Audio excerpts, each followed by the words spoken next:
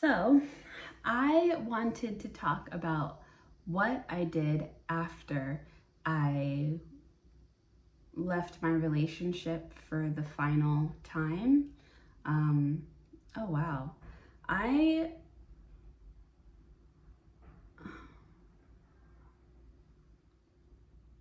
I'm sorry. I I really struggle with the word, and I don't I don't know. There's a lot of things I'm not clear on, and I don't know when it comes to my past relationship what it is. And the word in my mind is abusive. And I don't think the relationship as a whole was abusive. And I don't think my ex boyfriend was an abuser. Um, I don't think. I don't think so. But I was just about to say this video, I wanted to talk about what I did after I ended my relationship, and I was going to talk to you guys about the fact that art ended up being a really big part of my coping in the very beginning of after I just kind of came to terms with what happened. But to be honest with you, when I said after I finally left, or after I finally ended things, or for the final time, I can't remember exactly the way I had just worded it, but it just made me stop and think for a minute. If I had tried to leave or end the relationship before, I actually was able to get away, and I don't think I did. I didn't. What I'm thinking about is the breakup process, which was actually a bit traumatic, actually quite traumatic, because I couldn't really seem to get away. Um, um, I wasn't gonna talk about this right now, but when I decided to break up, first of all, I didn't really get to break up with my ex on my own terms. It was his birthday.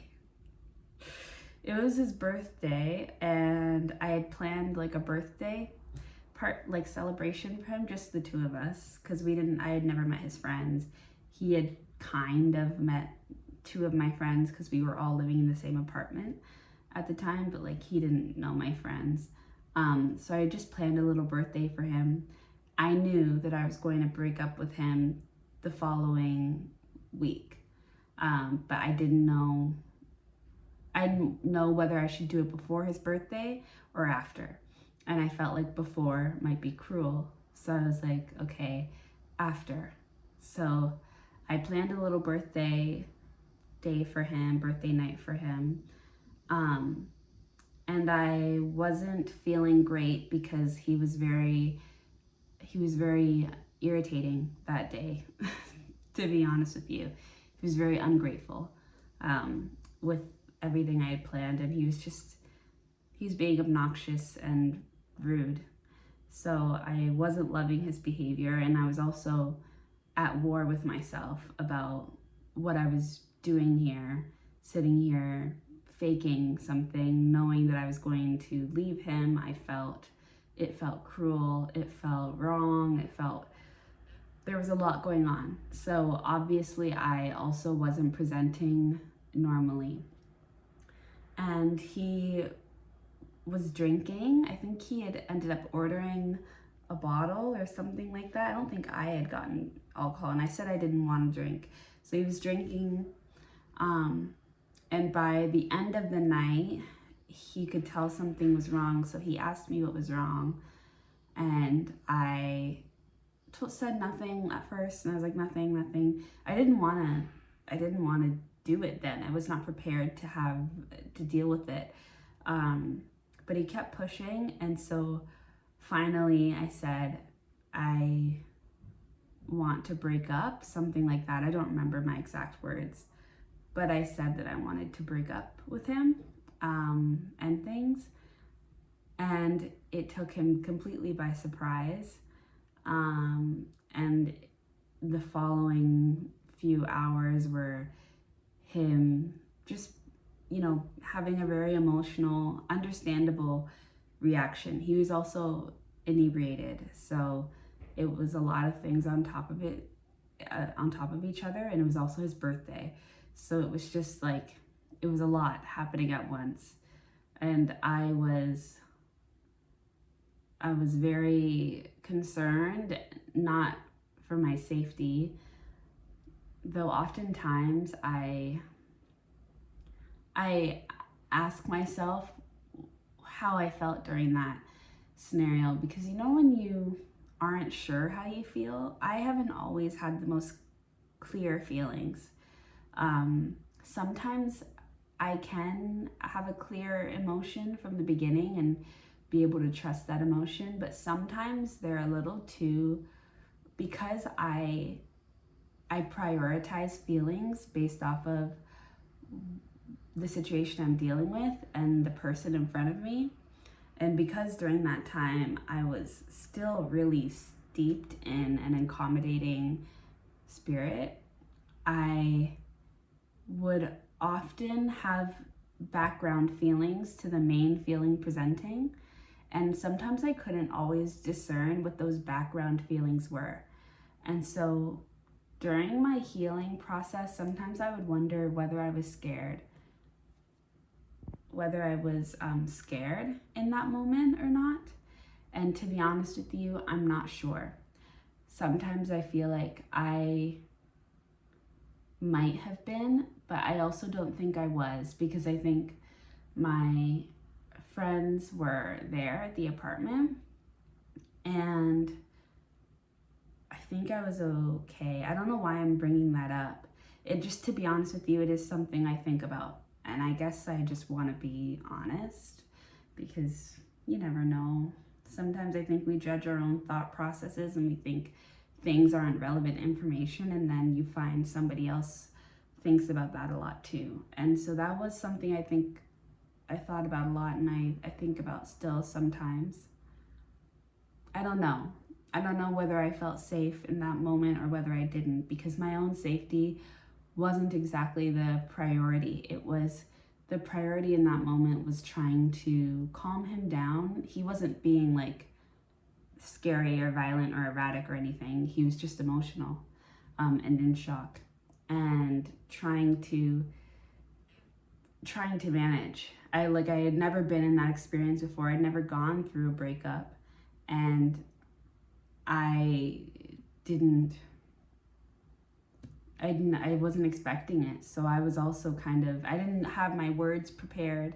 I'm the type of person that usually prepares. I think a lot about what I'm gonna say, especially in a serious moment like that, before I say it. And to be honest with you, I wasn't planning on doing it in person, to be completely honest. I had wanted to send a message. I should say that by this point, I was part of the reason also why I questioned whether I was afraid or not in that moment, because I can't read my emotions, I can't remember them, is also because I was partially numb during the last few weeks of our relationship, from January to the second week of February. Oh, because it was also Valentine's Day. It was Valentine's Day, it was his birthday. The timing just happened that way. But yeah, I was kind of numb, because I don't know if this is if that's the first place I go to once I am aware of a traumatic experience that has happened to me, because I've had traumatic experiences before in my life, but nothing in the frame of sexual violence, and nothing like this. So I don't know I didn't know how I react to being hurt, being traumatized, being violated. I didn't know. Didn't really understand anything about my reaction cycles, and I was very cold and very turned off and very yeah, like numb and like just muted in my sense of self. And I was at like the bitter end. By the point of breakup, I was no longer sad or emotional or concerned about feelings. I was more so cold, mean, bitter. I read myself as mean. I wasn't being mean to him, but internally I felt mean, and like I didn't care about him. I didn't care about this. I didn't want to be around him. I was very, like, it was a bitter taste. And so that's also why I was like, I don't want to talk. I was very angry with him.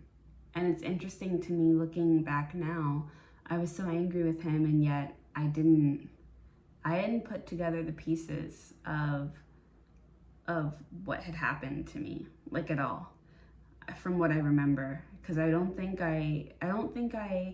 whatever I was saying I was angry about, I don't think it was assault. I don't think I even was going there in my mind. It was other things that were annoying me about him, that within the context of assault now, I think, they just exaggerated the issue. But yeah, so I was dealing with a complex emotional state.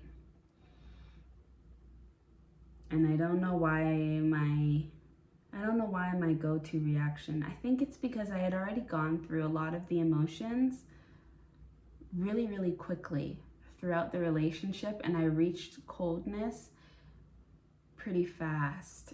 Everything happened really fast, and everything happened in isolation because we started dating during the pandemic. So I was not immersed into a public life with this relationship. It was all very, very private. Like, I was sneaking him into my apartment, into my apartment complex, because we weren't allowed to have guests. I was being irresponsible. There was a fire in my apartment, so at one point I had to move, and like nobody was really in the building, but we could go back if you wanted to, but there was like no power, and so we would sometimes go back. Anyways, I don't know why I'm talking about this. I wanted to talk about something different, but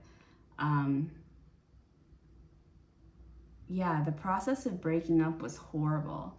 It was a horrible breakup. It was really bad, and it didn't start off, I mean, that night was bad, and then I eventually got him to leave my apartment, and I walked him out, and he caught his Uber. And one thing I remember making me really uncomfortable and annoyed and sad and frustrated about that, like, dropping him off to his Uber, was that it seemed like he wanted like a kiss or something. And I could feel like the eyes of the front desk worker at my building, the front desk, the concierge. I don't remember what the name is for that position, but I don't know. I felt uncomfortable then and like slimy, which I think it's all because some part of me must have had an awareness. Anyway, so then that night ended, but what followed was a bunch of phone calls, Zoom calls, really. A lot of Zoom calls where he needed me to explain why.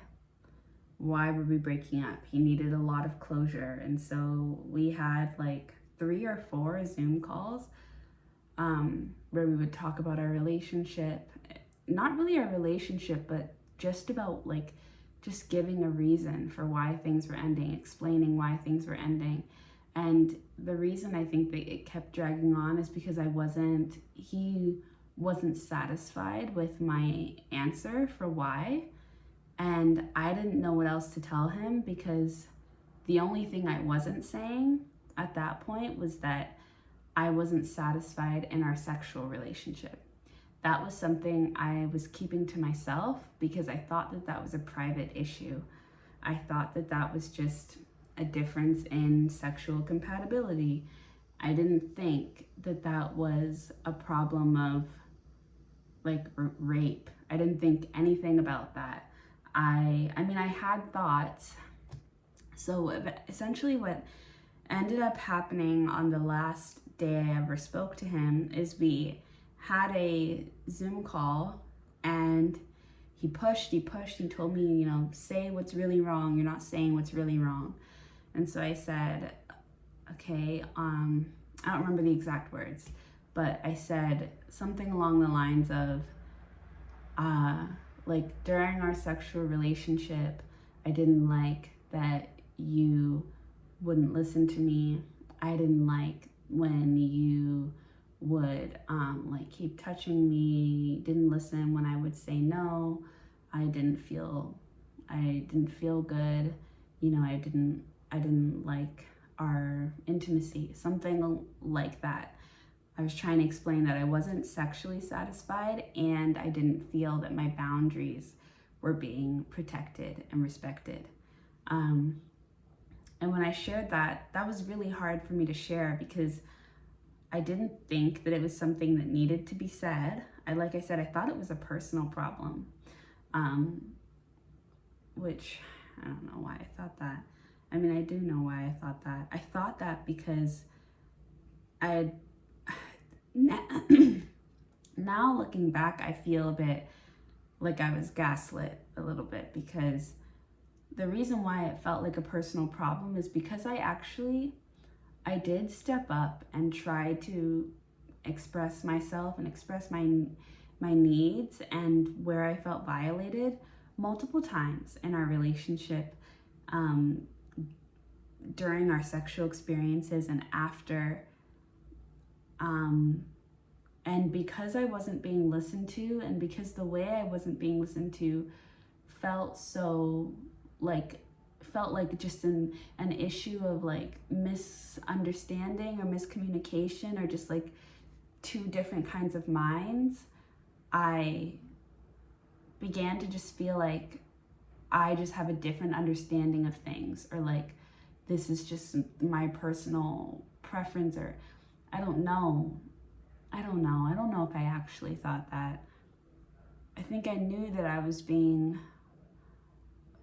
wasn't being listened to, but I still couldn't see the full picture. But anyways, so I expressed that to him, and he ended up revealing in that moment that he knew that he knew. I don't know if he knew the entire time, but that he knew that he wasn't listening to me, and that he was violating my boundaries, and that he was doing it because he was very insecure about his condition, because he had, what's that problem? He has erectile dysfunction, or he had, I don't know if he still has it, but he had erectile dysfunction, and he never told me. He never told me that. From the very beginning of our relationship, he would never be honest about what he was dealing with, though he was clearly dealing with something, because he wouldn't be able to complete anything, and we would never be able to, we can only do very specific things. And he was very protective of himself, which I respect, and I respected, but he didn't share with me what was happening with him sexually. And I know that that's because of shame, and I didn't push it because he set really clear boundaries around that. And it was like, you know, don't ask me about it. He doesn't want to talk about it. It's his own thing. So yeah, when I told him that, he said that he knew, and he said that he did it because of his ego, because he was feeling insecure, and I can't remember the exact words anymore, but that's basically the gist of it. He knew, and he did it because he felt insecure. And I kind of couldn't believe that. It stunned me. It completely stunned me, and It really hurt my feelings. I mean, I didn't think he would.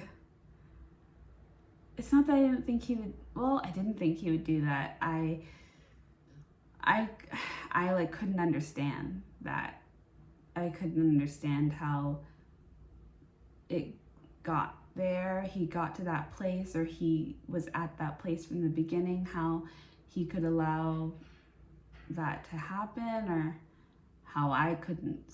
I don't know. I was very confused. So after he told me that, I was in shock, and I got off the phone like pretty quickly, because I just was like, it was all just starting to set in really, really fast.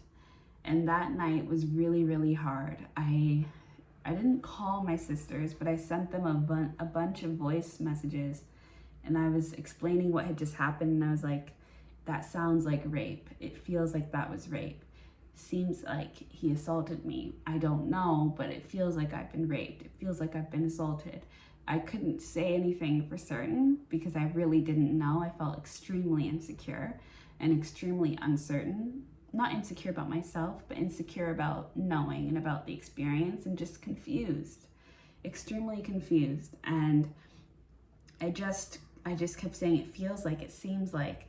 And my sister and my best friend, because I ended up telling her too that night, I was just looking for, I needed people to tell, and I needed community, because in that moment I had no idea what to do, and I was just in shock. And yeah, so I told them, and they were like, honestly, based off of what you said, it sounds like rape. It sounds like assault. I think that's what it is. And I just kind of broke down. I had a breakdown that night, and I was so sad. And I was watching Lemonade Mouth. I remember like the memories, the images that stand out in my mind from that night are Lemonade Mouth, because I was watching it. And the Roku purple like screen that comes on when you're not doing anything on your TV, that was just playing over and over. And that's like in my mind, it's cemented with that moment in my life, because I was seeing that again and again as I was breaking down. So yeah, the ending was so horrible. The ending was really bad. It was a really bad breakup. It was traumatic for sure. It was really traumatic. And I think it was traumatic because it was like, the relationship wasn't as traumatic to me because there was so much I didn't know. But the ending was so horrible because it was like everything happened at once. It was like all the raping happened at once, and then the understanding, and then the ending, and then he's still here, and it doesn't seem like he gets it. And so I don't even get the satisfaction or the clarity or like the affirmation of like someone who's guilty and sad. Like, he didn't sound like he even understood the magnitude, and so that also probably contributed to me questioning myself for the next 5,000 years. But yeah, it was really hard. And the reason I got here, why was I talking about this? I was talking about this because the way that I had framed that leaving, like finally leave, it felt like I was a domestic violence survivor who finally leaves. And that's not my experience, but I do understand the experience of feeling like, why didn't you leave sooner? Because there were so many red flags, whether they were abusive or just me not liking him after a certain point. But it's complicated. You don't know what you don't know. And so, what are you gonna do? But yeah, I guess that's it. I wasn't expecting to talk about that, but that's how it ended. There's other stuff, but it doesn't matter. He sucks though. Totally sucks. And it still does hurt me sometimes that he never like responded to my letter. Though, again, I don't know what he would say, but sometimes it's just not fair, you know, that I've got to do all this. But anyways, it's okay. I'll survive it. I mean, I have survived. So yeah, toodaloo.